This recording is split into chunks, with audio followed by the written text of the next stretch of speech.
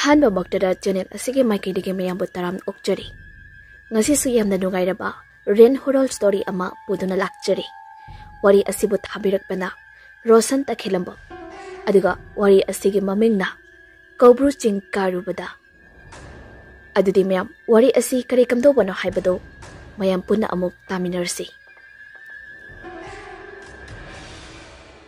Wari se kuibadi khare kuiri. Ngasidagi chahi taramuki mamangi warini. Aingoda asingba thokiba thaudo amagi wari amani. Aigi imi Rosal kawi. Aigi laifamse Sagolmal tera amudol daini. Matamdo aikai punna hauneraga KOUBRUA CHING KARUSE haiduna. Numidang amada aikoigi imanaba. Mari mangaga leikaidigi lampak amalay eduda chatuna. Aikoi punna phamlaga wari khanajay. Aigi yamna luna tinazaba. Marup ama aigi best friend haita haijabatari. Mahakse KOUBRUA CHING se amukta fau kadri aduna. Makoiga puna karasi hai manasu. Namit asida aikai mari manga punbagi. Magi apamba mod pumba phongdokni. Khanariba wafam se ateke shunati. Hayeng KOUBRUA kaba matamda. Pugadaba potjay.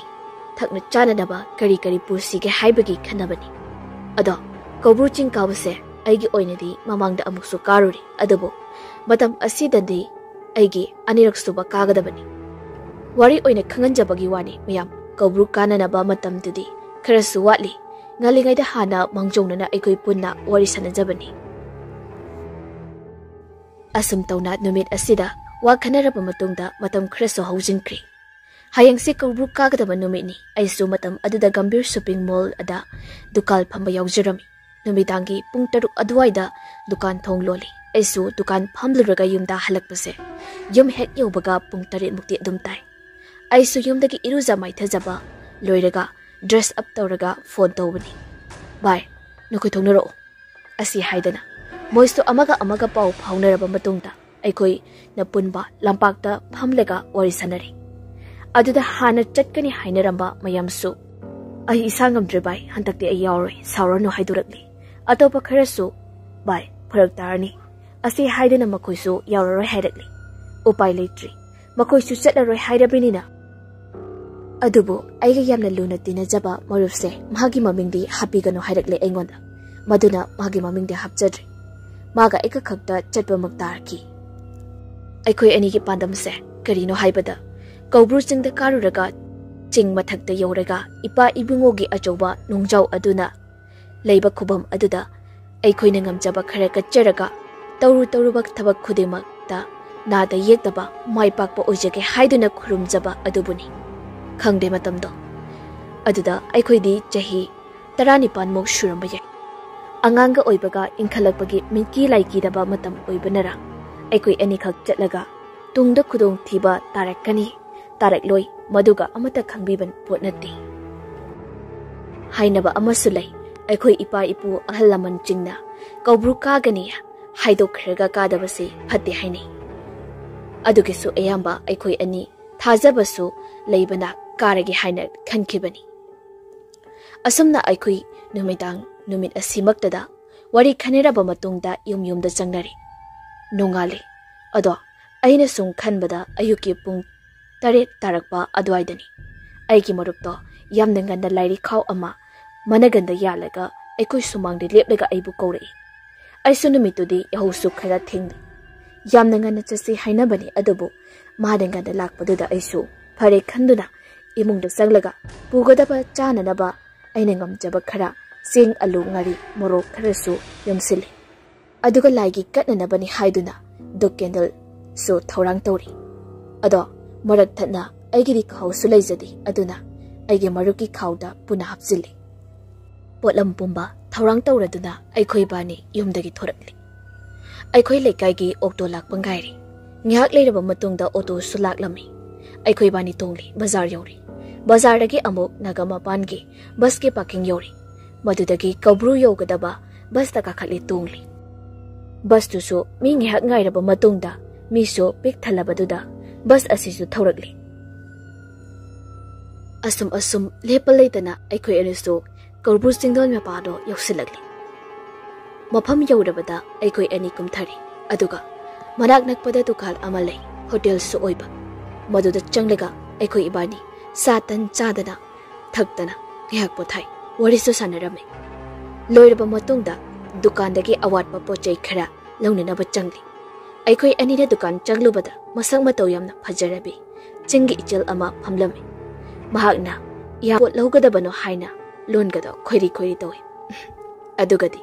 aikoi su nga gauta ama achapot khara ado tutu asise piyu hairaga pot su loba loiraduna dukan dagi tholakli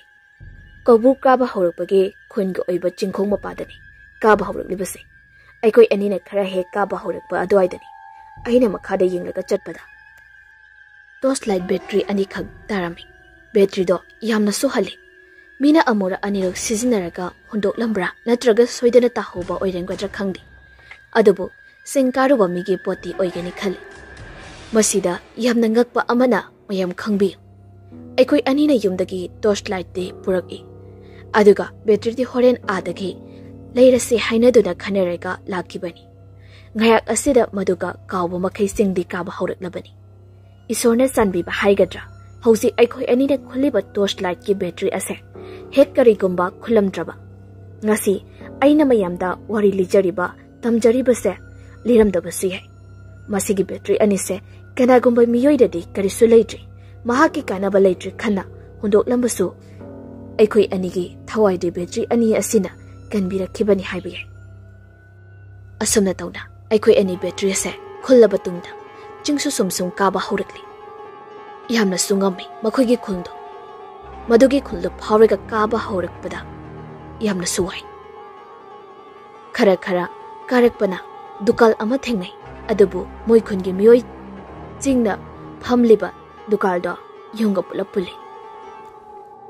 masida changlaka haimahi gumba khara leiraga amuk thaksilaga pothai madudagide amuk matam thengsin khibnabani warasu wana nungsa sarak dringi khara thuna chingkau se haidina aina hai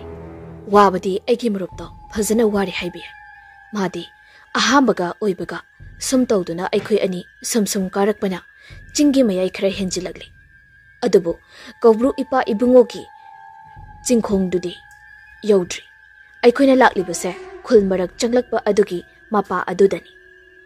matamduna su sumsum thengsilagli nusa su yamna yakna sagalakpa tanjani aikoi su waraduna ngihak pothasi haini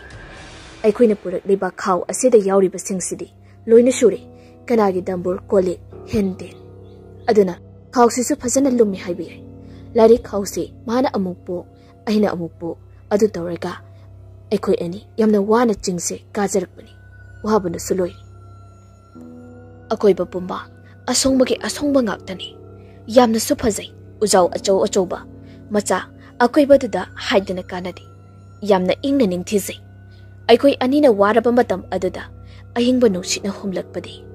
awaba ngakti kawki amuk awaba leitana kage haibagi thaunasu amasu pirami asumna tawna aikoi anina potharigi makhadagi okto ama mi masing yami phajana namlaga tunglaga lakpa urami makoi singduna aikoi ubada ngakpajani aikoi anida yenglaga okto da tungliba makoina nakoi ani khaktaro haiduna lausalami wadro haina sulaurami aduga makoi su adum okto do thawatkri aikoi su makhata nang hek potharaba matungda lepa leitana kaba sum haurakli ngihak leiraga mathak yori dress nung hongtokli hapen amamam setharaga kaba mu hauri angamba singsu khara chakhatlakpada seng khara thadokli aduga paisa ka tholami khara amuk ka khalagli aduga samugi maong manba upambi ama layoiraba upambi ama lei upambi do khangdi khangli masi aikhoina su khurumjai maramdi ahal laman ithak thongba sengna haibada masida khoiramlabadi chingkabada phana warabso awaba pomba kauhanbi haibagi thajabasi lei adugini madudagi khoiramba loiraba matungda makhatana amu kakhalagli khara sumsum karekpana usina chinmayai jabukti yaurakpagumbani aikhoi animak wamadana ngak pothai aduga amu kakhalakpada ngasai oktoda lauramba nupasing adu tamna tapna makhoisu korfu kaikai khara pukhallaklaga karami aikhoi ka puna thengna duna wari sana sana mathak yognaba sum kakhalai. Ngayak sum karakpada mayamna hehek pothanaba jaga ama lei.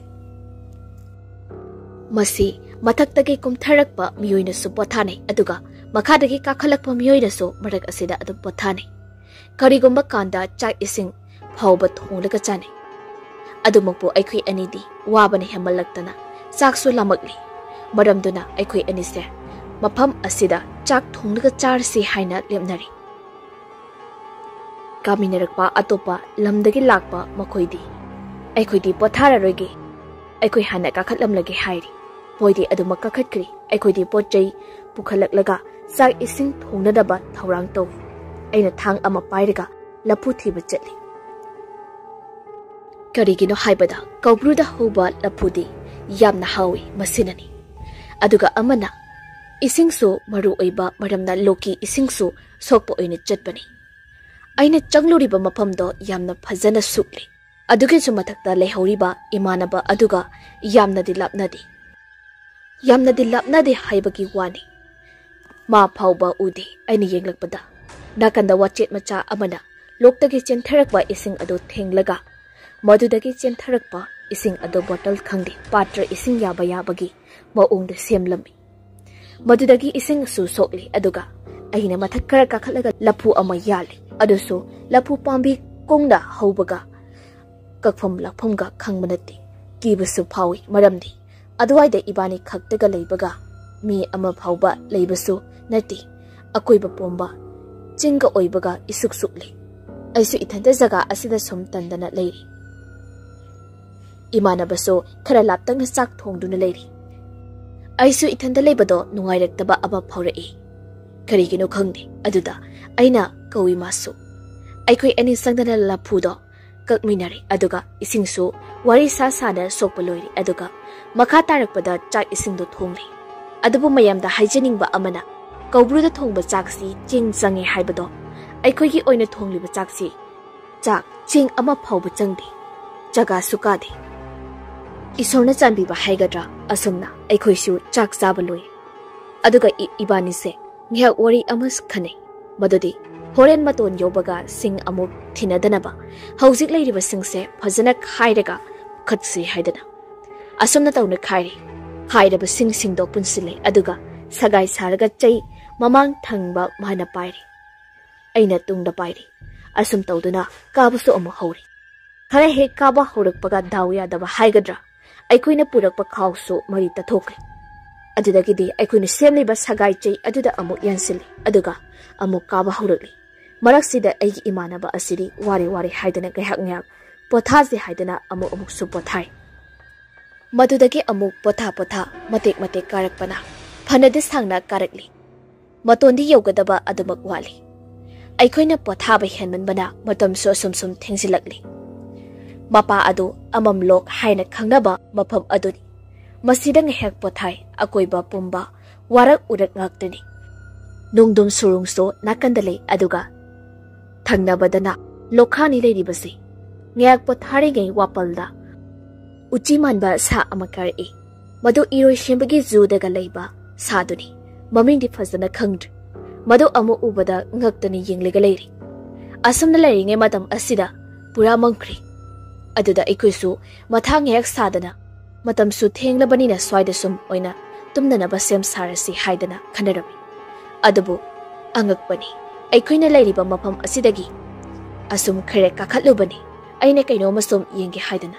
aduga mathakta yenglubada sandhya matamgi ngali tawbusu urai aina mangoda hauzik mamdri kharaga amuk karusi haidana kakhal minarakli loire poyam chayu mayam siga ngambanasu pura straight ni ngamlibasi yoram daise khubonga loina thintokli isapu baloina sokthari isorna sanbidana mathakti yoksilakli mathakki napi mora manba aduda phamdana hiptana ondana khyak sanabani yamna sunungai monbol lauraga adugadi amu aina chatasi haidana haugalaklaga posai thamliba mapa aduda changlaga leikhau asibu lawgi tawbada nakanda nauri macha amatarami madu aina khulaga kapa sanabani aduga khangodi angobu machugi leichel nong phaina puku publakli ꯑꯩꯒꯤ ꯃꯃꯥꯡꯗ ꯂꯩꯔꯤꯕ ꯏꯃꯥꯟꯅꯕ ꯐꯥꯎꯕ ꯎꯗꯦ ꯂꯥꯏꯔꯩꯕꯥꯛꯇ ꯆꯠꯄꯒ ꯆꯞ ꯃꯥꯟꯅꯩ ꯏꯁꯥꯁꯦ ꯏꯇꯥꯎ ꯇꯥꯎꯏ ꯍꯥꯏꯕꯗꯨꯅ ꯋꯥꯈꯜꯗ ꯀꯩꯅꯣꯝꯕꯨ ꯈꯜꯂꯤ ꯕꯪꯂꯥ ꯇꯥꯏꯕꯪꯂꯥ ꯐꯥꯎꯕ ꯈꯪꯂꯛꯏ ꯑꯗꯨꯕꯨ ꯐꯖꯕꯒꯤ ꯍꯥꯏꯔꯨꯔꯗꯤ ꯑꯉꯛꯄꯅꯤ ꯈꯟꯗꯨꯅ ꯌꯦꯡꯕꯤꯌꯨ ꯃꯈꯥꯗꯒꯤ ꯀꯥꯔꯛꯂꯒ ꯃꯊꯛꯇ ꯄꯨꯈ꯭ꯔꯤꯁꯨ ꯂꯩꯔꯝ ꯏꯀꯣꯏ ꯀꯣꯏꯕ ꯄꯨꯝꯕ ꯇꯝꯄꯥꯛꯀꯨꯝꯅꯁꯨ ꯂꯩ ꯆꯥꯎꯔꯕ ꯅꯨꯡꯒꯤ ꯁꯨꯔꯨꯡꯁꯨ ꯂꯩꯔꯝꯃꯤ ꯆꯨꯝꯕꯖꯥꯠꯅꯤ ꯀꯧꯕ꯭ꯔꯨ ꯆꯤꯡꯁꯦ ꯃꯌꯥꯝꯅ ꯍꯥꯏꯅꯕ ꯂꯥꯏꯔꯩꯕꯥꯛꯅꯤ ꯍꯥꯏꯕꯗꯣ ꯐꯖꯕꯒꯤ ꯍꯥꯏꯔꯨꯔꯕꯗꯤ ꯏꯆꯤꯟꯁꯤꯅ ꯄꯟꯕꯒꯤ ꯂꯣꯏꯕ ꯅꯥꯏꯔꯣꯏ ꯑꯁꯨꯝ ꯇꯧꯅ ꯑꯩꯈꯣꯏ ꯑꯅꯤ ꯂꯩꯆꯤꯟ ꯇꯣꯡꯐꯥꯏ ꯃꯔꯛꯇ ꯏꯇꯥꯎ ꯇꯥꯎꯅ ꯆꯠꯂꯤꯉꯩ ꯅꯨꯃꯤꯗꯥꯡꯒꯤ ꯃꯇꯝꯗꯣ ꯄꯨꯝꯃꯝ ꯍꯦꯛ ꯃꯝꯁꯤꯜꯂꯛꯄ ꯇꯟꯖꯥꯗꯣ ꯌꯧꯔꯛꯂꯤ ꯑꯩꯁꯨ ꯃꯃꯥꯡꯗ ꯑꯃꯨꯛꯇꯪꯗꯤ ꯀꯥꯔꯨꯕ ꯀꯧꯕꯅꯤ ꯑꯗꯨꯕꯨ ꯂꯝꯕꯤꯗꯤ ꯈꯪꯏ ꯑꯩꯅ ꯈꯟꯖꯩ ꯍꯧꯖꯤꯛ ꯂꯥꯛꯂꯤꯕ ꯂꯝꯕꯤ ꯑꯁꯤ ꯆꯨꯝꯃꯤ ꯈꯟꯅ ꯑꯗꯨꯒꯗꯤ ꯃꯝꯁꯨ ꯃꯝꯂꯤ ꯉꯁꯥꯏ ꯑꯩꯈꯣꯏꯅ ꯄꯨꯔꯛꯄ ꯇꯣꯔꯆ ꯂꯥꯏꯠ ꯑꯗꯣ ꯀꯥꯞꯂꯒ ꯌꯦꯡꯕꯗ ꯆꯤꯡꯒꯤ ꯑꯉꯝꯕ ꯃꯇꯥꯏꯒꯤ ꯂꯣꯛꯆꯞꯀꯤ ꯄꯜꯂꯤ ꯃꯆꯥ ꯑꯃ ꯁꯤꯗ ꯆꯠꯂꯒ ꯂꯩꯔꯝꯃꯤ ꯃꯁꯤꯒꯤ ꯃꯇꯨꯡꯗ ꯃꯁꯤꯗꯒꯤꯗꯤ ꯈꯔꯗꯤ ꯃꯊꯤ ꯐꯣꯡꯕ ꯂꯥꯏ ꯎꯛꯅꯔꯝꯗꯥꯏꯒꯤ ꯍꯧꯔꯕꯖꯥꯠꯅꯤ ꯃꯁꯤꯁꯨ ꯀꯣꯟꯅ ꯈꯪꯕꯅꯤ ꯑꯁꯨꯝ ꯇꯧꯗꯨꯅ ꯑꯃꯨꯛ ꯑꯩꯅ ꯌꯦꯡꯂꯛꯄꯗ ꯅꯥꯀꯟꯗ ꯑꯩꯈꯣꯏꯅ ꯆꯠꯀꯗꯕ ꯂꯝꯕꯤꯗꯣ ꯎꯔꯤ ꯃꯈꯥ ꯇꯥꯅ ꯀꯨꯝꯊꯔꯛꯇꯨꯅ ꯂꯥꯛꯄꯅꯤ ꯑꯗꯨꯒ ꯑꯃꯨꯛ ꯊꯦꯡꯅꯩ ꯃꯄꯥ ꯑꯃꯗ ꯃꯤꯅ ꯂꯩꯔꯝꯕ ꯋꯥꯅ ꯁꯥꯔꯝꯕ ꯑꯉꯥꯡ ꯃꯆꯥꯒꯤ ꯆꯥꯛꯊꯣꯡꯕꯤ ꯁꯥꯟꯅꯕꯒꯤ ꯌꯨꯝꯗꯧꯅ ꯇꯧꯕ ꯑꯃ ꯃꯗꯨ ꯑꯩꯈꯣꯏ ꯑꯅꯤ ꯆꯪꯗꯅ ꯁꯤꯗꯣꯛꯂꯒ ꯍꯣꯔꯦꯟ ꯑꯇꯣꯞꯄ ꯖꯒꯥ ꯑꯃꯗ ꯁꯥꯔꯁꯦ ꯍꯥꯏꯗꯅ ꯄꯨꯔꯛꯂꯤ ꯑꯩꯈꯣꯏꯅ ꯃꯈꯥ ꯇꯥꯅ ꯂꯥꯛꯄꯗ ꯄꯨꯔꯛꯂꯤꯕ ꯁꯤꯡ ꯑꯈꯥꯏꯕ ꯑꯗꯨꯗꯒꯤ ꯁꯤꯗꯣꯛꯂꯒ ꯌꯨꯝ ꯃꯆꯥ ꯑꯗꯨꯗꯒꯤ ꯐꯪꯂꯛꯄ ꯋꯥꯁꯦꯠ ꯃꯆꯥꯗꯩ ꯄꯌꯥꯁꯨ ꯄꯨꯟꯅꯕ ꯍꯥꯏꯗꯅ ꯄꯨꯖꯔꯛꯄꯒ ꯈꯔ ꯅꯥꯟꯊꯍꯧꯗꯅ ꯇꯥꯍꯧꯔꯤ ꯑꯗꯨꯗꯒꯤ ꯀꯃꯥꯏ ꯇꯧꯒꯦ ꯍꯥꯏꯕꯗ ꯃꯔꯛꯁꯤꯗ ꯑꯩꯈꯣꯏꯅ ꯂꯥꯛꯀꯗꯕ ꯂꯝꯕꯤꯒ ꯂꯣꯏꯅ ꯎꯍꯟꯗ꯭ꯔꯤ ꯀꯔꯣꯝꯗ ꯆꯠꯇꯣꯏꯅꯣ ꯍꯥꯏꯕꯁꯦ ꯒ꯭ꯌꯥꯟ ꯇꯥꯗꯦ ꯂꯝꯕꯤ ꯂꯝꯃꯥꯛꯅꯩ ꯉꯥꯏꯍꯥꯛ ꯑꯩꯒ ꯂꯥꯛꯃꯤꯟꯅꯔꯤꯕ ꯏꯃꯥꯟꯅꯕꯁꯦ ꯌꯥꯝꯅ ꯐꯩ ꯃꯉꯣꯟꯗ ꯅꯨꯡꯉꯥꯏꯇꯕ ꯑꯀꯤꯕ ꯃꯑꯣꯡ ꯑꯃꯠꯇ ꯎꯠꯂꯛꯇꯦ ꯑꯩꯁꯨ ꯎꯠꯇꯦ ꯅꯠꯇ꯭ꯔꯕꯗꯤ ꯋꯥꯈꯜꯁꯦ ꯁꯣꯟꯊꯔꯛꯄꯁꯨ ꯌꯥꯏꯗꯅ ꯉꯥꯏꯍꯥꯛ ꯀꯛꯉꯧꯅꯩ ꯀꯔꯣꯝꯗ ꯆꯠꯀꯗꯣꯏꯗꯨꯁꯨ ꯈꯪꯗ꯭ꯔꯤ ꯑꯩꯅ ꯃꯃꯥꯡꯗ ꯆꯠꯈꯤꯕ ꯂꯥꯛꯈꯤꯕ ꯂꯝꯕꯤꯗꯣ ꯉꯥꯏꯍꯥꯛꯇꯪꯗꯤ ꯑꯩꯒꯤ ꯃꯤꯠ ꯑꯁꯤꯗ ꯎꯍꯟꯕꯤꯈꯤꯗꯦ ꯑꯩꯅ ꯚꯥꯞꯅ ꯁꯨꯝ ꯆꯤꯡꯁꯤꯟꯕꯗ ꯈꯣꯡꯅꯥꯡ ꯑꯃꯗꯤ ꯂꯩꯈꯤꯒꯨꯝ ꯇꯧꯕꯅꯤ ꯍꯥꯏꯗꯅ ꯃꯗꯨꯃꯛꯅꯤ ꯋꯥꯈꯜ ꯑꯁꯤꯗ ꯂꯩꯔꯤꯕꯁꯤ ꯑꯗꯨꯕꯨ ꯁꯨꯝ ꯈꯔ ꯆꯤꯡꯁꯤꯜꯂꯛꯄꯗ ꯈꯣꯡꯅꯥꯡ ꯎꯀ꯭ꯔꯣꯡ ꯑꯍꯣꯕ ꯑꯃ ꯂꯩꯔꯝꯃꯤ ꯎꯀ꯭ꯔꯣꯡ ꯈꯣꯡꯅꯥꯡ ꯄꯥꯝꯕꯤ ꯑꯗꯣ ꯁꯤꯔꯤ ꯃꯇꯝ ꯌꯥꯝꯅ ꯀꯨꯏꯔꯕ ꯂꯥꯏꯍꯣꯏꯔꯕ ꯈꯣꯡꯅꯥꯡꯅꯤ ꯑꯩꯈꯣꯏꯒ ꯄꯣꯛꯇ꯭ꯔꯤꯉꯩ ꯃꯃꯥꯡꯒꯤ ꯑꯔꯤꯕ ꯄꯥꯝꯕꯤꯅꯤ ꯃꯁꯤꯗ ꯉꯥꯏꯍꯥꯛ ꯄꯣꯊꯥꯏ ꯎꯄꯥꯏ ꯂꯩꯇ꯭ꯔꯦ ꯑꯩꯈꯣꯏ ꯑꯅꯤꯃꯛ ꯀꯔꯤ ꯇꯧꯒꯗꯕꯅꯣ ꯍꯥꯏꯕ ꯂꯝꯕꯤꯁꯨ ꯎꯔꯛꯇ꯭ꯔꯤ ꯑꯀꯣꯏꯕ ꯄꯨꯝꯅꯃꯛ ꯏꯆꯤꯛ ꯆꯤꯛꯂꯤ ꯃꯝꯕꯁꯨ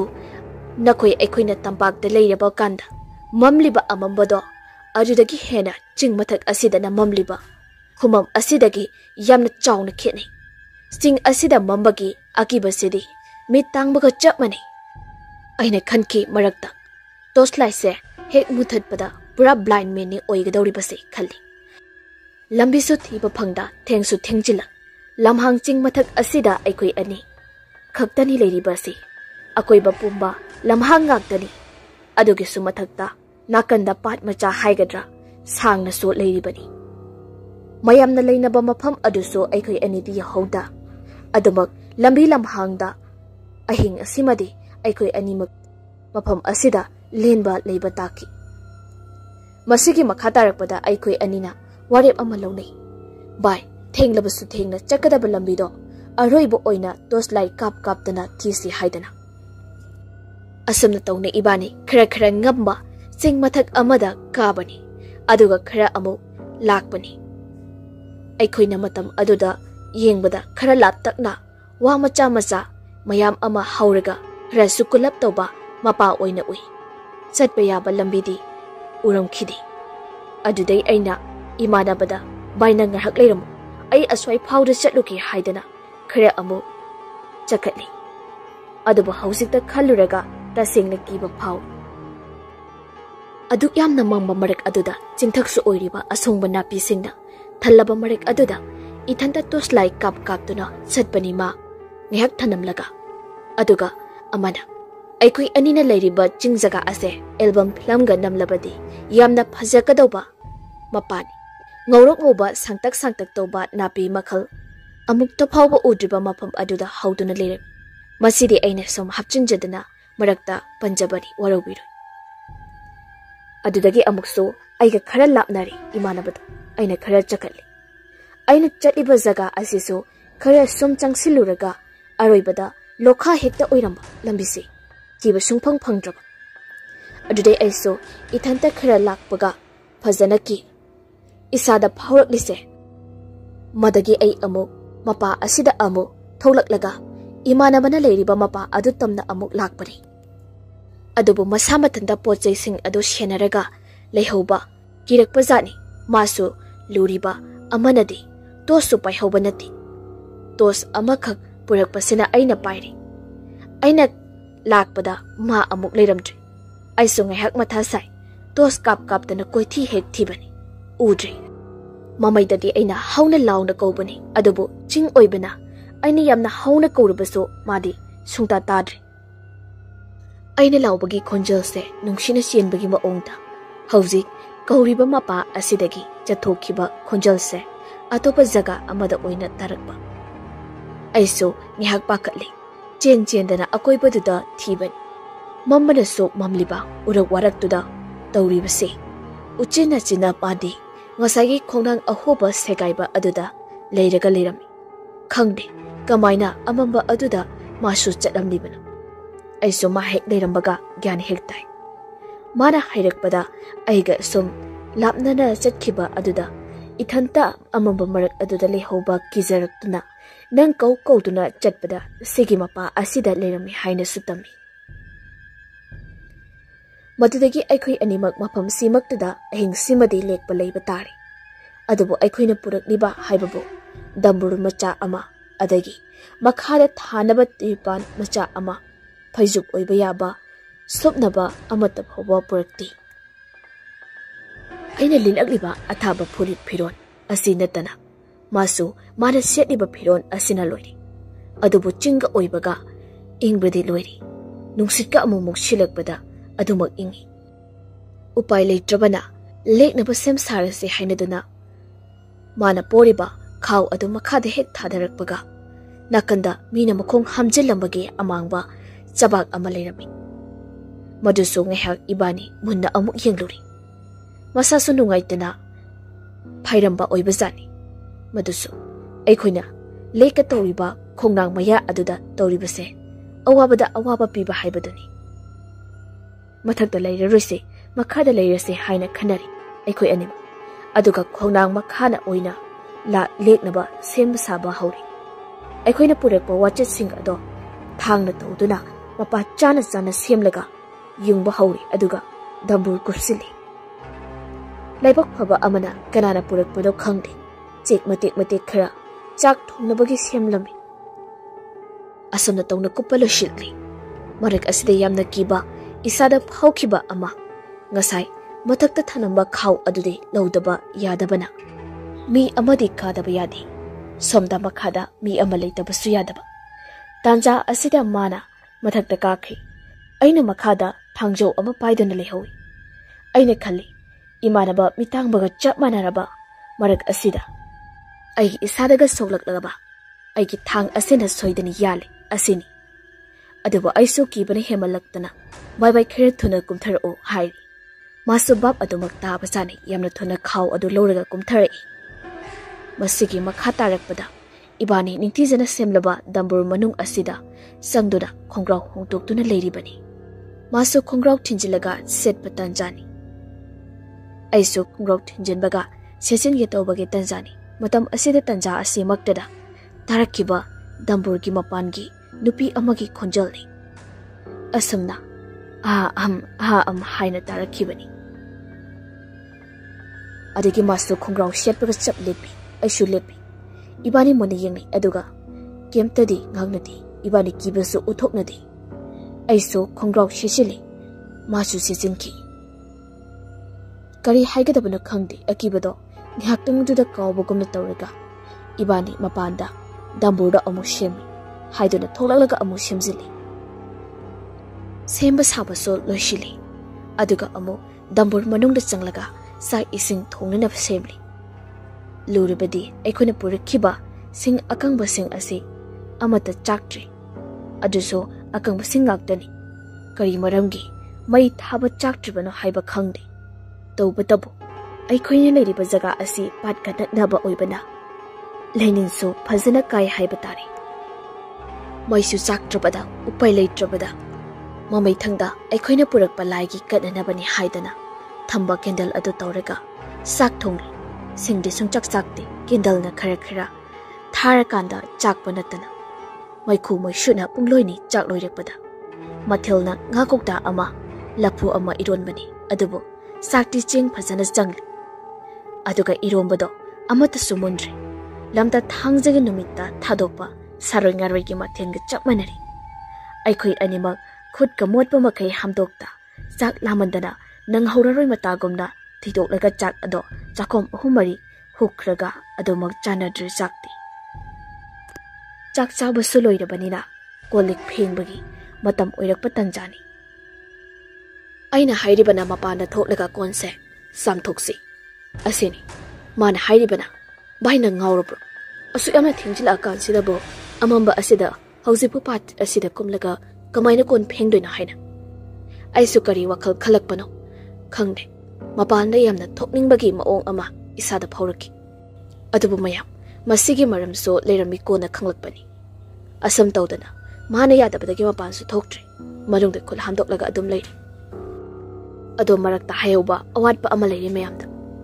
aikoina sak chari ngaidani aigi tungda damburgi mapandagi mi amana khutna pairakpa thenglakpa gumna amasu tawraki madu aigi imanaba su khangi aduga chak thidokpa matamda mapandagi hangoi ama changlakhi adubu chumnagi aikoina uriba hangoi dudi nati masakto amukta pha udre imana pokpadagi makutnaga haidolaga manungduda changlakpani mi amana changlakpagi maongdaga tawi madugi hangoiduna aikoi tamna khangchong chong selakpani ibane so hangoido hainadabai kiboi khanghan handoi aduga amana hauji aikoi gi mangda ukhiba hangoi adudine adumakaromda changkhrabano khanghodi yamna thuna mangki aikoi gi mangdagi masiso angakpa amani masidani ibane na kainomdi tawri haidana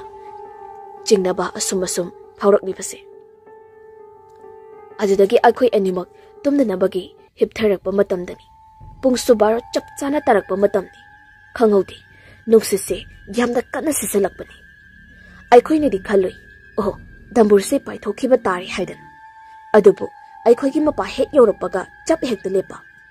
adagi ibani na khalibana nonglei nungsil aktoba male ibani di kamai tawni sini ngangnaribase nungsit amuk kana silai makonso aroibi sabtra amani hekta kana sisilakpani masigi matam sida aikoi anima haugalaklega dambur nakanda paiduna awaba ama khangbani adumapu yamna kana silakliba nushit ado ibani gi mapa hek yoropaga tumina amuk laikhiba samaina sum tawrakpasi pungkhai amamukti tawrakpani ibani walanga amata ngangradi tumin adum leini masida sunati akan manung shina silakpa marakta waraktagi uraktagi makon thokpagi ahuba kayasu leptabini taraklesi hainariba mayamse aikoi ani tumina adum mana nakan amapai aina nakan amapai tawduna aduma khangi masigi matungdana amu masidagi hena sathiba maongda yamna kana amu hena sikalai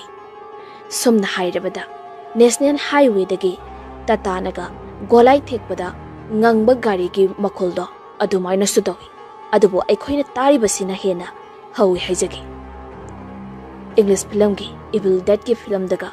sound thokna butna tamna rakpagi makol khotok tu ga chapmani aikhoina thengnaribasi asina real ni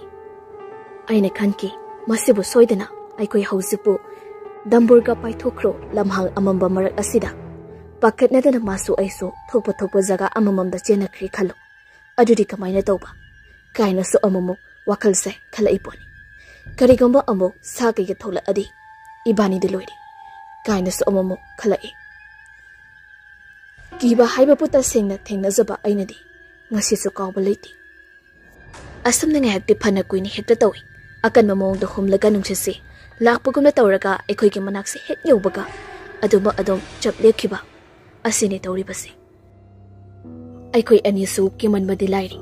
kaubru singthak asida kidana kainom tholaktana thoklo khanara thibigani lamak asigi chawraba mafam asida mi leiriba haibabu aikoi ani khaktani chelabasu hingni thajade karai tamna chelaga hingdoriba upai leiti akiba kaya ama tholaklaso adumak thengnabagi phibam dale aikoi animak laidi fajana ningle aisto pukningda lambu koliba ishor bu ningjai masu mabintu ushinaduna makul lolaga khurumjabagi maongdu aina uki aduga amana ibanige damburse yamna chawna natabida nakan amamamdi fajana khra horabani horaga leiriba marakta bhamna amomo khalai kharigomba mi ama septharga yenglaklaba kaina wakhalduso jajat khaliba matam asida maso adum khanbajani madagi aina letliba purise lautholaga ahangba jaga do amuk khumjali wakhalda kharta oirabaso farabadi haina asumna maso magi mapadu khanjali asumaina he kana selakpa nungchise nongalamdagi phawba adum tawraga lei ahing chupa ama leplaiti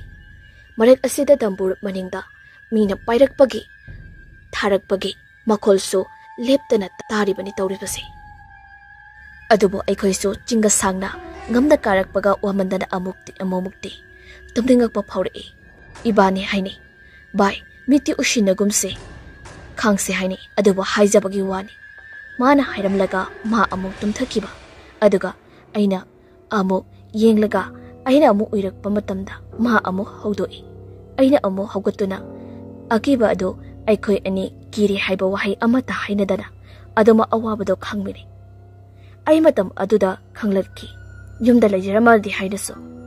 maso adumna khanbijani tasengna aidi nong hek ngalakpaga yumlomda hankrage asini madi adumakti khalamdabajani mana khalibana ibudawna leiriba mafam aduda chatlaga amuktang oirabaso khoirungani asini asumai tawna khanglai nongdi sungan hek ngalakti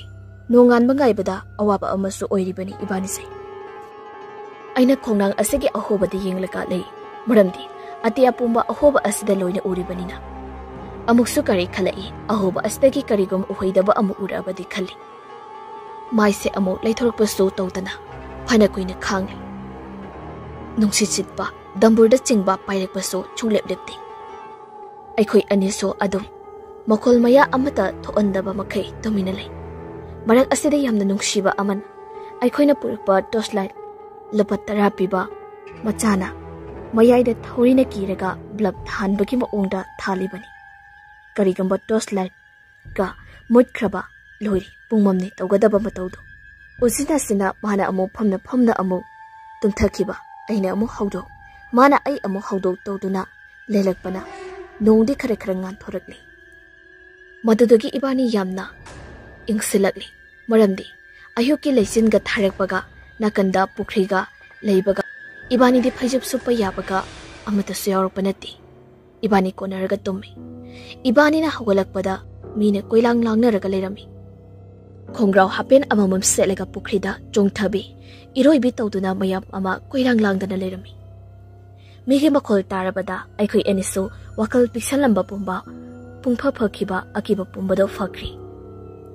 madudagi ibani panthaba tawdana dambur nungdo loina loishili piron kaika aikhoina purapa pocheso loina ishalaba matungda lepalaitana lagli angakpa amana aina dumidangda ukriba lambini haina khaliba mafam adudi asomsing mathaklomda oiraga leirami pumnamakse aikhoidi lai oknadana mita seran turan uhanba hawrabajani aduga masida sunati ahingi matamda takriba urak waraktagi thuklakpa makhol mayamdugi oiba laifam thokpadusu karigom amata uza warak hauba amata suleiramti hauriba haibabu upambi khara aduga tenwa macha khara asina loiri aikhoi anida phajana tamnarabajani aikhoina phabaromda khandokpagi phabani kanagomba yamna kiganba mi oiramlaba nupi angang yorumlaba kari oigani haiba phau tamba ngamba nati Madudagi aikoisu asum sum lakpana angamba chingmai amadagi kumtharakli marak asida nongsu khara khara chutharakli aduga surung oiba loki ising khara su chentharakpa mapani phajana su suklami mafam ado masege papa asida abo manam yamna kanba ama namlaklami mado hingai manamoi kai oi tawi adubo aikhoina yum yoraba kanda lai khurumbada laina inba hobas asigumbase yamna tawgale hai masina yum yoraba kan gi warini asam lakpana aikhoina ibudawgi saglin mapa yobaga dukkendan chukhatle marak asida nongso haigachadabida chukhtharakli banisu ngamnadaba candle maido chaknaba khut khandana namdana chakhalli moli moli tawrabaso isorbu sangna hiplaga khurumjari nongna punglup luplubada isa so pungchotni chotlibasi ngarang aikhoiga thengna khiba marup loising ado thengnari makoina ibani ubada aduki matik haraujai maramdi makoi party mayamna aikoi ani kakhalaktre haina numidangda koithi thibajani moidi aikoi ani gidamakta yamna wajaram moina hai itaw khoi maiti khise chanong thako kai kaino chakho hai adubo aikoi ani di ngarangi thogdoktuna kuina leithaba pamdre aduna moide chatlage hairamlaga ibani thoglakli mafam asidagi adubo ishorgi sebadi ningthina tawrambi ipudawgi akoiba pombada taramba phattaba pochesing khomdoktana sambal ningthina semjinbirami aikoi ni sum khra kumtharakpada aikoi anina leiramba mapa do yausilakli hannaga yengamde ai so berani padagi ising sokhisi hai imanabadi yadabani adubu ising sokli bage maramdi masina yam yoraba kanda aikhoina irulujabada kaubru mathaki ising se khare khara haplaga lujabada tawru ba thabakta mai pakatli afaba oigali haibagi thajaba asigini masidagi achoba maram kaya amaso oirakadoribani tawribasi adubu aidi khangludabana ising ase adumak soktuna purakli adagi aidi angamba mapa kumtharakpada tungmang yengdana adumak kumtharai kari tawbano khangde isada ki tikkirum tawbagi mahung ama adum tawduna loinaragale aina tung thanglaga mana mang thanglaga kumtharai usina sina lekhom leirang maraktuda nanthu boy tushin boy tawdana walang ngangneda yum yorabadi khanduna hatu lakpana makha yogadaba tangkai khreda ngairi wamandana aikoi anima nihak pothai aduga som yeglakpada jaga amada lei phajaba khrasu satli madugi marakta lapu ahawa ironbada hawgadaba khrasu uraktana changlaga ambo yanthatle lapudo adubu nokningba amana ibanidi masagi khara isase parap tawi aduna chingnaga ngambaga kumtharakpada lapu ko laga putharakpa aduda lapuna aikhoidagi chawba hedwandana puba ngamdana lapuduna lomtharakpada tung handuna tugi tawi madudaga turamlaba taraba lokchaptane tasilise ibani madusu dawyabadagi thoidokpa tawdre asamna tawna aikoi ibani mak lapudu supurekli makhadusu yori aduga dukal amadi changlaga pochoi su leiri amuk okto amada tonglaga makha hotel phawa yonaba amuk thorakli madudagi di amuk so bus parking da bus amuk lakpa ngairi aikoi ni gari ngairi ngaidani imphal lomdagi haiderakpa bus amada nopa ama kumtharai mado mathantani mana aikoi gi nakta changlaktuna phammi aikoi su karaidagi no iyamba chingkaba laklibra haina wari sajali mani hai manasu aduda aikhoina numidangda thengnakiba wari do lisenbani adubu madi karisu khandaba mali aikoi anina ching karubadagi khudong thiba thengnakiba madi mathanta karu dawribani hai asumna tawna masu lehori aikoi anisu bus laktana adumak tonglaga yumda halakli aikoi anisu hamna madana bus manungduda adumak tumlaga lakli bazar yorabada bus hendamena hawdurakli yori haidana adudagi aikoi su auto ama tonglaga yumda lakli yum yorabada aisu aikoi imana mai okthokpiri imungda sanglaga adum irujadabida tungkri numisimade adum hawkri matam khara leiraga aise kok ngauri tawba chawa thakpa yadaba hawrakli chaba thakpa yaraktabana maram oiraga isasu खरा फिबम सोक्सिलई नोंमा नुमिदांगी मतमनी अइगे car थबक हलकपगा पोथादुना हिपलगा लेबनी फमुंगदा अइने हिपलगा लेरिंगै कांखलगी मपांदा नुपी अमगी मओंगनी लेप्तुना लेरिबा अदो अइना उरक्खी अइ ngehaktangdi पाखतपोय कईबोय इसादो थुमतना इसागा इफा फाजिनलकपोय तोwi अइ मुन्ने येंगबदि इसागा गमदबगा मित्ता जात उरबजाला खंदना मदुदगी अइ कांखलदो हाइदोके तौबदा नुपीदोना मसमदो हाइदोकलगा येंगलकपदा अइ मदुगी तंजा अदुदा अदुम ज्ञान ताखिद्रबजानी अइना ज्ञान तारकपदा अइखोय इमाना अइगी कोकता इसिंग थारगा मयाम संगदना सेनरगा लेरमी अइंगोंदा कैदौरगे तौरमिसिबो हाइदना मोय मयामना हंगी अइ मसिमदि हाइदोकलरोयगी खंदना तुमिना लैसिनख्री खुमद्री मरेमदि अइखोय इमा होय पाखतखिनि खनबगिनि अइखोय इमुंग मनुंगना निसा पसागा चारबजाला कायना मखोयदि जाजात यामना खलबजानी अदुबो अइना थेंगनरिबसे मोयनदि खंगपोति असुमाइना तौबसि खरे तोइरकली नोंमसु अइ टॉयलेटता नंबर 2 तौरगा लेरिंगै मपानदगी थोंग थिलई अइना कनानो इमारो दादारो हाइदना हंगबनी अइना कौबगा तुमिना अमुक लेबा अदुगा अइना वांगांगदना तुमिना अमुक लेबगा अमु हानगी मओंगदा थोंगदो खंगतिन थिलकपा अइसु लोरे हाइबनी अइना टॉयलेटकी थोंगदो हे हांगतोकपगा मुसुक मुरबा मपुक्तगी मथिबोंग मरिल लोइना पाइथोरकलगा मसादगी इहि मयाम अमा तैरगा कैनोमा तौरगा लेरंबा अदुदा अइसु लोइरी अइना असुम तौबगा अमुबा नुपी अदो यामना थुई माना अइगी नाक्तगी चटखिबगी मओंगसे अइखोय थोंगालोमदा यामना थुना चटलिरा चेलिरा खंगदि अदुम थोकी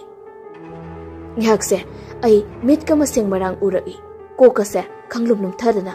सोर लोइना थिंजिलकपगुमना तौरी अइ ngehaktang phamlaga tuminadi leiri thongalomdaso onthoktuna yengludri masigi matungda aikhoi ima hoi baba hoi yamba inaw mayam sinsilai kaino hanglebani aina so asengbaso adum haidokli aise imana phamung phawbadi pusinbirami ai ithana tumba nungairoi neyamaga tuminaw haibani aidi mahausadagi hauna miga tuminabase kya hinade aduna ai ithanda tumlaga nungaijai मसिना मरम ओइरगा फनकीरबसु अइखोइददागा तुमिनदा इतोमता अदुमक तुमले मयमसु यमतक्ता लोइना कानाख्रे अइना मखादा तुमहौरी अहिंगी मतम अदुवाई ओइगनी अइगी इसादा नोमना नोमलगा हौदोरकपगे मओंग अमा तौरई अइ मिट पांगली सु तौरी तुम थरवगे हौगलकपदा अमुक्सो अइगी फमांगदा मसमसे अरोइबिनी सांगबगी चांगसे चुमदगी नुपी मयामना सांगनरिबा चांगदुदगी माने हेलबा खंगदे ममाइना एंगोंदा ओनसिलगा मसमना लोइने खुमजिलबा फमलगा लेरंबनी अइसु पाखतपोय कईबोय खिमंदना खंगलाउदि Lowry लेकाई मी फावबा तारबनी अइना तौरिबसे ngसाइगी फमांगदे लेरिबा अमुबी नुपी अदुदा अइना खोंपाकना काउसिनबनी फमुंगदगी कइनो अइसु ज्ञान तादे खोंगसे हेक्ता याउकी थाजबिबा हाइबदुदी ताबिरिबा मयामगी मफमदा लेजे खंजे तमजरिबा अइनदी ngasisu adumak niksingi madagi aina kauruba matam aduda magi masado phudoi aingoda su isada kemta tawdi ahangbada khongda kawbaga chapmani khagaude adumak mangkhri aigi kadagi aikhoi imung manung su loina kumtharaktuna loina punna aigi nakta amatta hendoknadri moisu tumdri aisu tumdri nonga lagli adagi aikhoi laikai ichal ama changai मासे अखोइदा मार्बोन गुम्बा सानाबा हेक लाई आई इचल नुपीगा हेक सानामिनाबा अदुबु मासे पिकता पिकलिबा अंगांगदि नते लाइसाबि मचा फारबनी माना अखोइदा लाक्लगा दार ओसन हाइदुना कौरेगा अखोइ इचल नुपी Lebra हंग आइसु लेबनी हाइरेगा आइगे गाड़ी चामलगा लेबनी अंगांग सिना बुन्ना बुन्ना येंगलगा इमुंगदा संखिबदो आइना तुंग ओंथोकलगा येंगलुबदा उबनी आइना होय कैदौरगे हाइदना हंगी मासु कैसी तौदे हाइरेगा चंकी मागी मओंगदा अइगोंदा किना यिंगबगी मओंगदि तौई आइसु वखलदि खितंग नुगाइति अइना सुमांगदा फमलगा अंगांग मयामगा नुमित असिदा सानरगा लेबनी मदुदा ngасai changlakhiba icholse madi laigi nuksisu khara lebani mana ingonda darosal ai keno ma haibige nang saure keno hairakli aina chalo he sauroida haibani mana adudi darosan nangse aigi mitta hingchabu oina ui hairaki aisu ngihaktung du nokning boy kei boy nokthok lubani mana de asing bahai jabazani aina de phagi tawro boy khaluri ngasagi nupi macha asina haijari ba ase atei maramgi oiramdi aise amangba laina ai isada yetle haibagi khudam oirambi adagi mana makhatar e daroshan nangi kada kai kai thambra hai aisu asingbodo adum hoi haina mara nupi amagi thawaina nangbu question senarega leiri hairakpani ai tasengna pasu yamna pakhali kiba sukiri aini yamna wajari basu numidangi matam mase yaushilakani haibasidani wakal wari basi atei asida sunati aigi kada ising bottle amasulai madu aigi mita kana gumbi amagi angangba i oina ui haibadudi sikraba mi adugi i adu uina haibani magasi aise kari haidoino tasingni khangdi aina nang madu miwonda haidokanuko nangbudi adum khangledana aina hairi laikai gi ichan asi gi maming so hapsadre masala hangbada habiganu hairakpagi asum tawraga aisu nongma isada aki ba tawbasi ayamba tawri aikhoi ima hoina so chingnadana lai khurumlo hairi adubu aidi kanaga tanagani haibadi khangde asiguma amaibigi thabukse aidi kya su khangde adai aisu matam khara leiraga oina khurum lage haidana isada laithoklaga lei somaina sum laithoklengai numidang amada aise amungda aina thaina koiramba nupi amaga phone wari sanaraga leibani khangode ai khutagi phone se satlauna takri adudagi aisu khungat ke tawbaga isase lengba sukngamde ai gyan ta tarani ko aisu isase loina bukthok phone do lamlaga khunlkhat ke tawbani aina sum haipet ujo hobada kachin amadagi yamna thobajani mami oirap tawba ama khangpai pai silakpani aina leiriba do tamna aisu maduda fazana thukatli akiba supoi aina maduda gyan tana ngasagi aigi kada kaida nairaga leiriba amangba thawai asina aigi isada changmugi mauni aigi wakhalse karomdano ama pusilakpugumna tawi aikhoina manglanda kanagumbi ujabagi maongda thawai nupi asigi magi laifam haurapam magi masak maga nushina jaramba nupa adugi magi punsi wari khudingmak aigi mita loina uhanki asengbani me thajabi thawai asibusu tasengna masile ai matam aduda aina khanjai ai sengauraba jala haina adubu asengbani tamjariba warisi madudagi aisu magi wari makhongdo khara urabada aisu nungaitaba ama isada phawi mase kanagumba miyoina matam amagi magi thainagi gunda haiba tare madna mabu pamjaba nuksijaba amane yamna thira hatokhibe magi masase gyan tadana kana khanganda hundok lambagi maongni makoi imungna adumak thiba phangdana lekhibajani masi yamna kuiraba ngasi dagi chahi nimpu muki wari oigani haina aina amaibi tanaraga lai khurumbada hairakpani aduga wari se amuk makha tajaraki masidagi angak kharasu wali sum tawbadagi aisu aigi kada leirambadagi tasengna ki mandana aikhoi mada kau duna chensili aikhoi imasu sak thonglami kaidore ichabu haina hang aina wari loina lithokpani aidi aikhoi imada wari lotare aikhoi imana mi tani nangna haido mina taraga angawbani hairani hai adubu aidi asengba tamjabani aikhoi imung manungna ai heng lai khurumba chatlu pasoida maming asum kobani amaiba nanga ama lebani hai adumak aisu tawrage khalle numisima su hawkre ayunganta ai imanabagi mayumda chatli wari mangonda lithokli masu adum ngakpajani phare adudi hauji mak chalase hai masu ibani magi garida pasoida haithare aisu ahanbaga oibaga chapsaba mafam khangde koithi thire sumai koba nupa ama soida lebra thengnaba mida hangli adai aisu matha sari phangdabada phana kuina thiba yaba phang thir adubu phangde uchina jena nupi mauna ha ama asida leibani haidana taklakli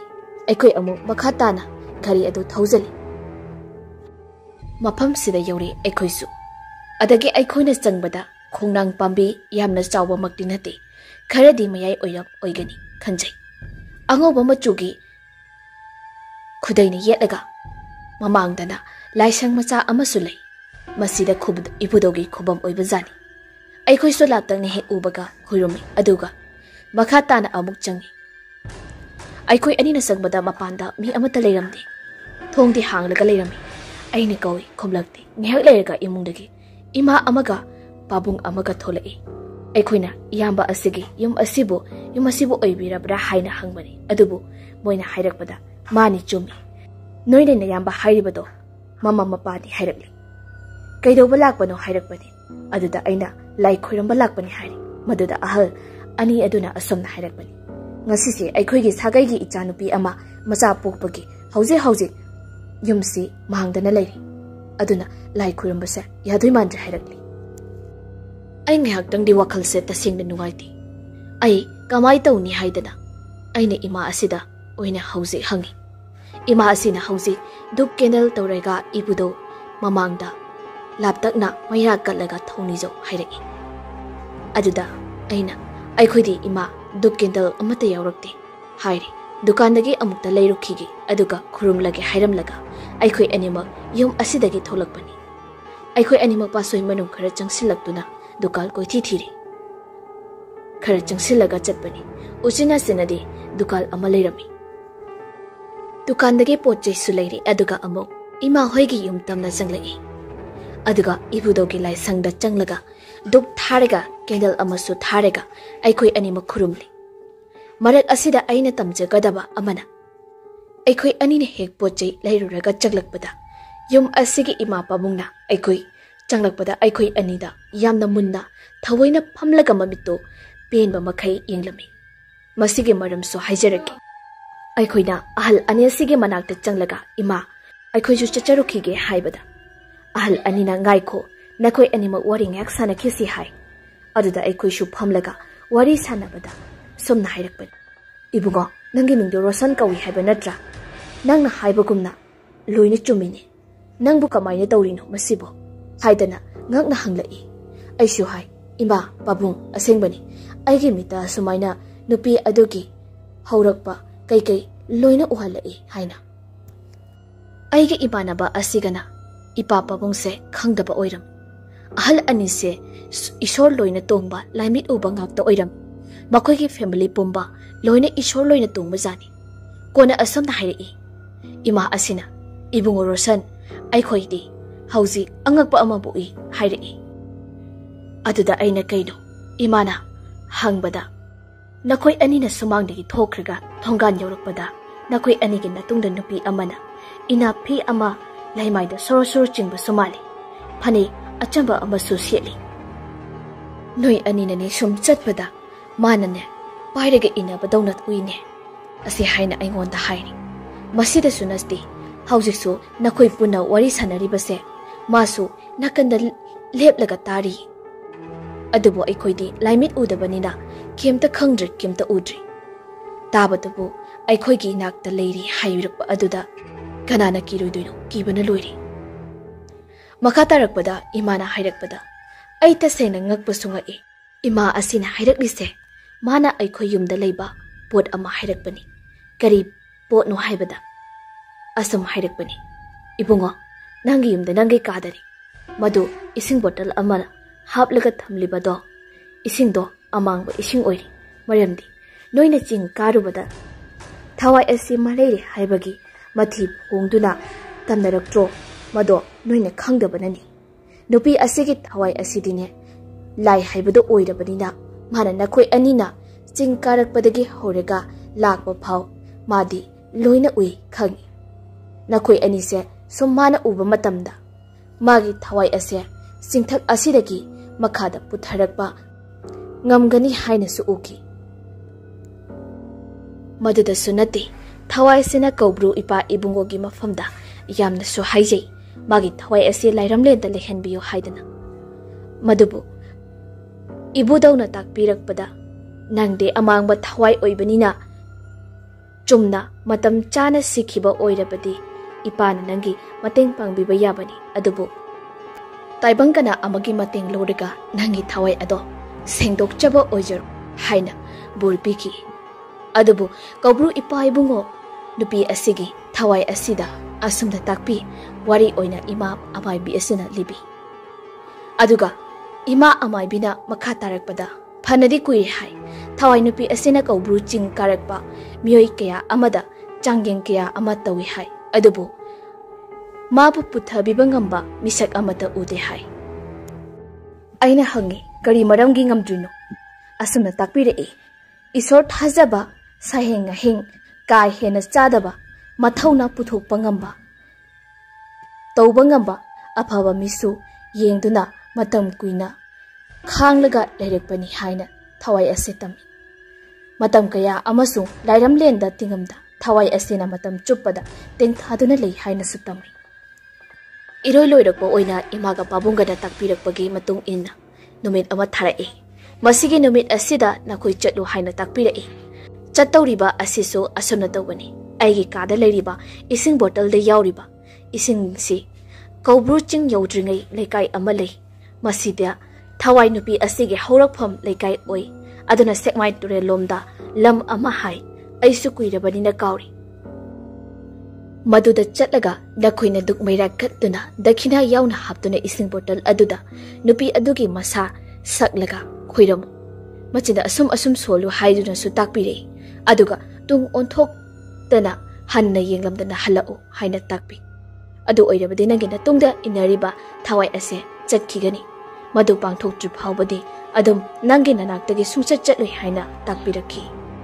asumna takpiraklabada aikoi shu ima asina hairakpagi matung inna matam khara su ngairi numito aikoi leikai gi lai harauba matam aina thengna khiba aikoi gi amai bina laimang phambada laikai gi leiba imung singda awaba tarakadaba kaya amasu laifau chenbirai marak asida aigi su yauri awang pangna leiba ibungo na haki thawai ado napa ibungo kaubru ibungo kanbibani ko nangna athengbada thengna khiba hangoi ado atai karisu nati nakhoinadi ipabu uraga kidana handokhiba nakhoibu ipana nawshum oina somba changlakpani adubu nakhoina taibangi lonchat khangjiba angang nawa oibana ipabu masak khangdabani asimak aikhoi laikai gi lai haraubada pauzen asimak amaibina chelakhi adai numisu sujelakni aikhoi animak numidang wari sanari phonda kamai chasigi kari setlaga chasigi haina khanari na haibana icham chamba dress setlaga chasi hai adda ina haidibana icham chamba dress setlaga chattui sharu bai phajom ama setlaga aduga phijam san gumba ama ilasi haina yanari ayuki pung 10 adwaidani yumdagi tholakli aikhoi lekai gi lai su harauri aikhoi anise sekma yausilai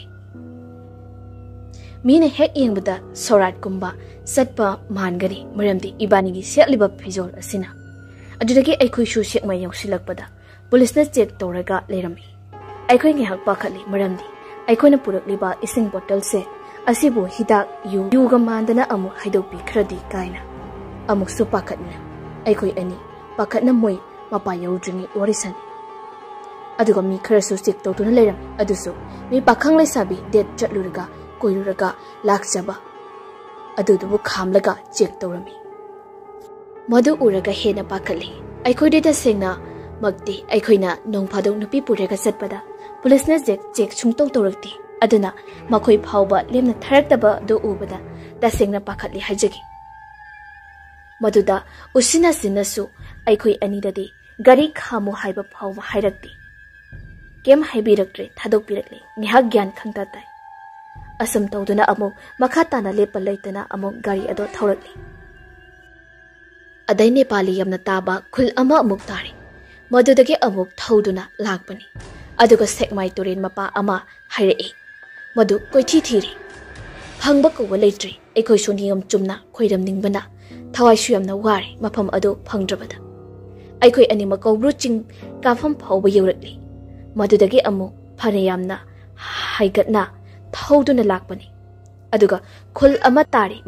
mafam aduda leramba miyoi singna aikoi anida yamna munna yengpata natana ꯑꯩꯈꯣꯏꯕꯨ ꯑꯃꯨꯛꯇ ꯎꯗ꯭ꯔꯤꯕ ꯃꯤꯗꯧꯅ ꯐꯥꯎꯕ ꯌꯥꯝꯅ ꯆꯤꯡꯅꯕꯒꯤ ꯃꯑꯣꯡ ꯐꯥꯎꯕ ꯌꯦꯡꯕꯤꯔꯛꯏ ꯑꯗꯨꯕꯨ ꯑꯩꯈꯣꯏ ꯑꯅꯤꯃꯛ ꯑꯗꯨꯒ ꯃꯋꯥ ꯑꯃꯠꯇ ꯂꯧꯗꯦ ꯑꯩꯈꯣꯏꯒꯤ ꯄꯥꯟꯗꯝꯗꯤ ꯊꯋꯥꯏ ꯑꯁꯤꯅ ꯏꯪꯅ ꯆꯤꯛꯅ ꯂꯩꯔꯝꯂꯦꯟꯗ ꯆꯠꯈꯤꯕ ꯑꯁꯤꯃꯛꯅꯤ ꯈꯜꯂꯤꯕ खरा अमुक चखलकपदा गाड़ी तता अमा खामलमी ड्राइवर अदो लोकटुगी चेंथरकपा इसिंग अदो सोकलगा गाड़ी इंजिन सागतपा इंथा हन्नबा तौरमी अइखोई अनिमक चंगबनी अदुगा हंगबनी तामो मफम असिदा लोक अमा सुमाई सुमाई तौबा अमा लै हाय मसिबु करायदा लैगे हायदना अदुगी माना तागलकले अइखोइसु अचुंबा माले खन लाकबनी असो मफम असिदगी गाड़ी अमुक थोरगा लाकपदा थोंग अमा उरी अइखोई अनिमक संगदुना लागे गाड़ी खामले अदुगा खोंगना लाकबनी मियोय खरे लेरमी नुपा नुपी अहल खरा मखोइनी यिंगलकपा मियंगदो यामना नुसिदबा मओंग अमदा यिंगलकबनी अदुगा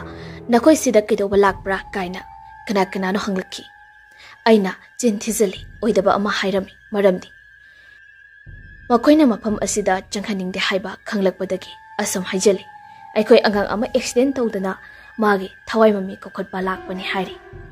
मोइसु थाखरे अइखोइसु थोंदो लांदुना चंगलकबनी अदुगा अमु इमा इबेल इचे इचन खरा थेंगले मखोइदो सेकमाई टूरलगी नुंग खुंदुना लेरमी थबक सुबा सिनमी मखोइगे मनाक चंगदुना अइखोइ अनिना हंगी इने इंदोमचा अंती मफम असिदा लोक अमा लेब्रा हाय हंगबनी अदुबो मोइसु मैतेलोन फजना थोक्ति खंगदि मोइना सेरान तुरान अदुदा लेबनी अदादा लेबनी ज्ञान तादे लोन सुनिंग थीजना खंगदि अदम थोलकले अइखोइसु अदगी अइखोइ अनिना मिगी खुल अदुदा मोंगसोंग तुरेन उबा यादे कुचंग चंगनेना कोइ थी लाकपसु अइखोइ अनि खक्तनी तौरिबसे अतोबा मिसु यावबा नत्ते अदै कमाय तौसिगे मखा तारकपदा युम खरा ताबा जगा अमा उइ मदुदा अइखोइना बापना साजनबदा मफम असि ओइगदबा माले खन्ना जगा सु ओइबा अदुदा चंगलगा अइखोइसि लाई खोइरमगे तौइ अदुबो अकावा अमना दुक केंडल यावरगा माइकेटी यावरमद्रि इबानी मथांग हेक्साई अदगी करम तौसिगे खलकपदा युम अमदा हेक्ता चंगलगा माइकेट अमता लौजगे हाइरसि हाइना लेपनरी अइखोइ अनिमक घड़ी मताई अमदा खामलगा युम अमदा चंगमनी मी लेब्रो हाइना आइना कौरी नुपी लेसाबी अमा थोलई आइना माइकेट अमता वाइजगे अइखोइसे लाई खोइरमबा लाकपनी हाइरी मादे मैतेलोन सु खंगदे उंगलगा मागे थोपा अमदा लै अइखोइसु ज्ञान तासलकते अगी ताउना इंग्लिशता वारी सारी अदुगा मा ज्ञान तारबजानी अइखोइना हंगलिबसे माइकेट हंगबनी हाइबदो मासु कइनो मतांगनि इचा सादे अइंगोंदा अमु इरांग तौसलई मुन्नगा यिंगलई पोने अदुबु लाना खनबिनो अइसु हाइपेटी किंगलिको मागे मओंगदुदा मसक्ति हाइफेटना फजै हाइकांदे मागा एगा हाइरप यिंगनरगा लेबदुदा इमानबना भाई चलसे असुमना हाइरकी अइसु होय हाइरगा इबानी थोलकले नुपी अदुदी अइखोइना चटखिबा फावबा अदुमक यिंगलगा लेहौइ अइखोइ सेकमाई तुरेलदा कुमथरकले तसिंगना अंगकपनी सेकमाई तुरेलगी इजेलसे यामना इरैसु कल्ली अइखोइ अनिमक खुद समनरगा कुंबा हौरे इरैना कमनबना चटबा खरा वाई नुंगलक मरकता कुंबगा खरसु पाखले अमो अमो खरा खरा लुथबा जगासु यावी असम तौदुना अइखोइ अनिमक लंपाक मचादौना तौबा जगा अमा उरे मनाक्ता लोंग मचा अमसु चेली मदु तमना प्रप्रप थोना चंगलगा अइखोइ अनि दुप केंडल कई तौबा याबा खरा तौरगा लाई खोइरमे खोइरम्बल लोइरगा इबानी माय ओंथोकलगा तुंगदी यंगदा खुद समनरगा थोलई खोंकाप तरामुक कालकगा अइखोइ अनि इलिबा फी असे फ्रंग फ्रंग अहुमलक मरिरक कंथोपलमलगा तुरेलदा अमुक कुमलगा लाकपरे अदुदगी अइखोइ अनिना खामलंबा गाड़ी मपा अदु यौरी अदुदगी अमुक मखा ताना गाड़ी अमुक थौरगा लाकले कौब्रु मपा यौसलकले अदु फावबा तुंगदगी गाड़ी लाकपा होरोन पिरकपा अइखोइ तुंगदा सुयेंग यिंगदे अदम थौफम थोकपदो अदम थौरई करिनो खंगदे नुमिसि पुलिस के चेकसु यामना कल्ली करिगोंबा इचम चंबा ड्रेस लंबा तारबा पुलिस चेक तौबदा लाइगा खोइरंबा नंगदबु याय अदुबु मंगजौनना अइखोइना देवा करमगे फिजोन सेटपना उचिना चिना पासोई बुक्ति यौरी अदुबु अइखोइ बाजार कई फावरकपसे मीसु यामना चेली अदुबु तुंगदी ओंथोक्ता अदुमक तौर थौरकी इमा अनमाइबिना हाइबदा अइखोइना थिल्लुरिबा khoiramluriba mafam ado onare hai mafam ama hairei adubu aikhoina thiba phangdabaga hana khangba jaga sunatabana oikibani adubu kaisu kaide hairi sekmaibu koliba ibudona nupi asigi thawai asi amangba thawai ni aduna khajik magi thawai si mafam laikai asida leiba yakiroi haibadagi dama mahakpu ibudona khira lamna inthokpani haina asumna takpirakhi aikoisi amu isapumba laitin khoiramlaga lakjaki aduga marakta walawa ama haizage madudi aikoina thawai asida khoiramluba ga nakhoi aningba apamba duni zo haina su takpiraki ima mabina akoina ni injaba khuding thungani haina su hai adubu tasena mamak nikibani aigi oina de thungkidi adubu imana badi hana dagi leramba changdagi khare nungai dagli hauji magi thunge haijagi asam tawna khoiramlaba matungdagi de kaisu thoidokwa makata na tawkhidri aduga wari asi aigi marupna miyoi kya dasu wari oina khare li di lithoki aisu lijaki thajabasu yawi thajadabasu yawi adubu mayamna khangbigadaba amana tasengna asigomba thawai sisu leide lebajani daw yadaba matang matamda thengnaroi haiba tamba ngamba nati aina ngakhiba amana aidi laimisu ubanati ima amaibina takpirakpada thawai aduna nangina nakta leiringai matamse nangna haiba loina tabigani hai maduda aina changing oina ama khak tawki aigi maru ama lei yamna masigumasi thajagandaba haitari aina thawai se tharake haidana phagi to oina tawbani masu karimna duna hoi hairaki aduba aisu tasengna kem haibanati sum haijariba haiduni ayyumda hek yobaga tumlamdaida sinda tumina sonjabani ngasagi imanaba hoigi yumda chatlaga amta tamnabiyu haidana ado mayamna thajagadar thajaroidra haibadi ai khangjadi adubu lijagi nongalakpada imanabado phone dorapani bhai nang amu hana nagi thawaido thara anu haida ado mahak ngasi phawbada butnu akibagi wari liba yangdana adumak leiri ngasisu matam amada yamna kigandaba nupa amani mahaksi matam aduda aikhoi punminnariba khara khaktani wari asi khangliba imanabana tamlakpada makhoigi yumthakta migi khungul mami taraga phana kuina chatli haina tamlai makhoi mamana phau roshan ragdi tamnei haina aingonda hairaki asini mayam aigi wari hauji karisu thoidokpadi tawjadri maski hariga wari asi losinjaragi